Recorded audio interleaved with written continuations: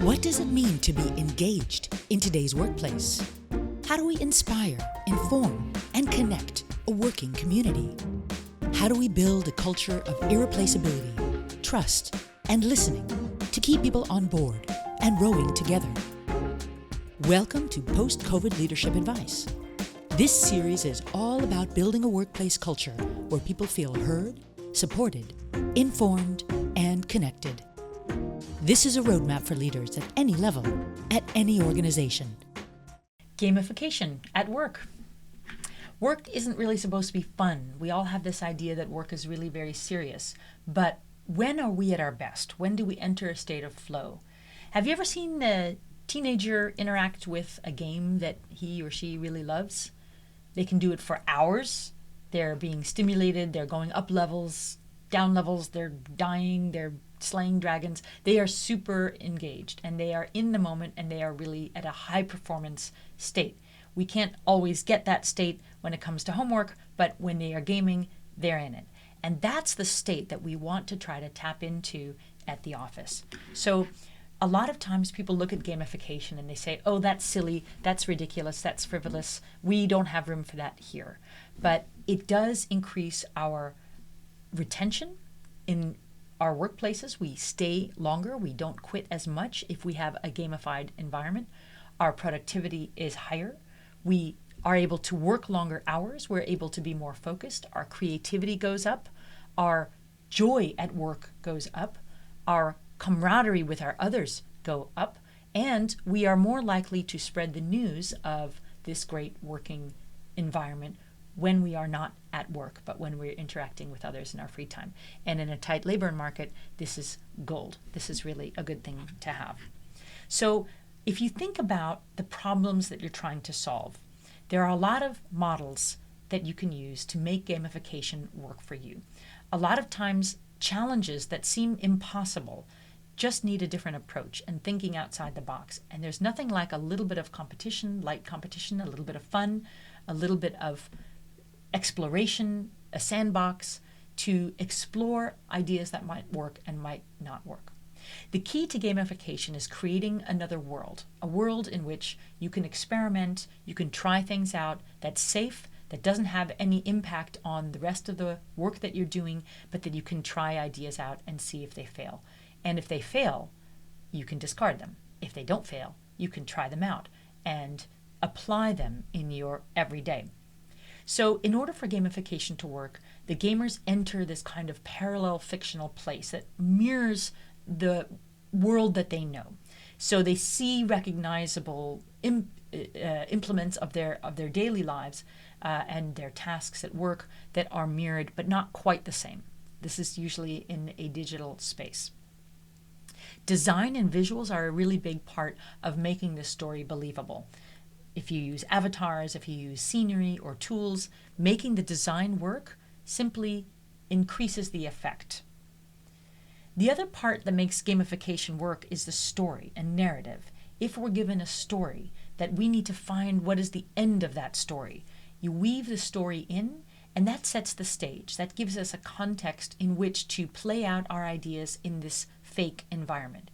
A story also makes the environment more real.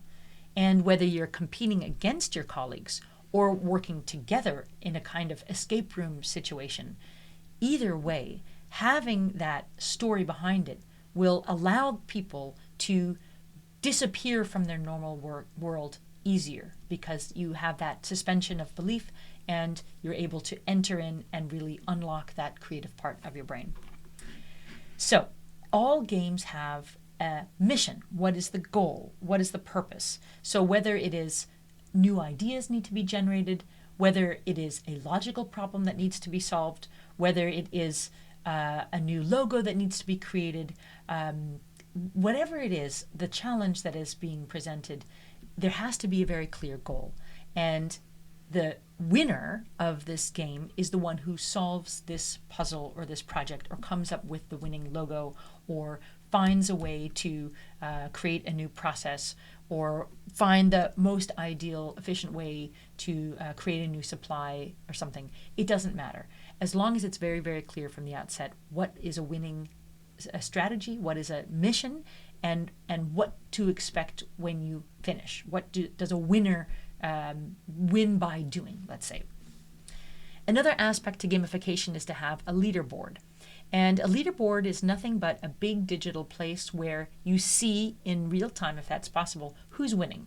So let's say you're doing a gamification around engagement, digital engagement for social stream. So who is posting the most for a week using a specific hashtag, let's say? Well, that person has 75, that person has 50, that person has 25. You can see it. It's on your screen or it's projected somewhere. That reminds people all the time as to where they stand and how much more they need to work in compared with their colleagues. If it's not too intense, then this can be fun and funny, and people will work a little bit harder to try to push their numbers up. But a board, having a leaderboard, is one of these essential elements to a gamification environment. And finally, no gamification is complete without some kind of prize at the end. So having a lollipop that you win or a wooden spoon, it doesn't matter what it is. In fact, the sillier, usually the better, and the lower cost, often the better, then the better, right? So if you have some kind of a reward, then you will have something to, let's say, fight for. Where can you use gamification then? There are so many different applications. You can use it for learning goals, for development goals, for training. You can use it for customer support. Who is able to do the most efficient job with the highest number of customers with the best results? Who gets the highest ratings from customer reviews? You can use it for innovation, for new products, new projects, new partnerships, new ways of coming at a problem for the customer. You can use it for sales, increasing collaboration, increasing just the line item, just the pure dollar or euro amount that is the winner or the loser of that round. You can use it for marketing goals. You can use it for acquisition, for recruitment, for social outreach. You can use it for engagement. You can use it for employer marketing. Supply chain efficiency and innovation. How can you find the best way, have the best new materials? You can use for performance reviews, measuring the individual against himself 6 months ago, and make that into a gamified environment.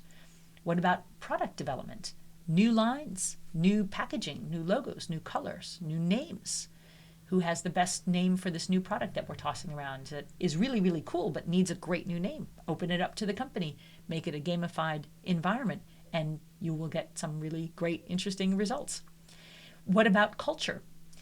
What do we need to change around here? What are some new initiatives, new projects, new programs? There are no end to applications for a gamified environment.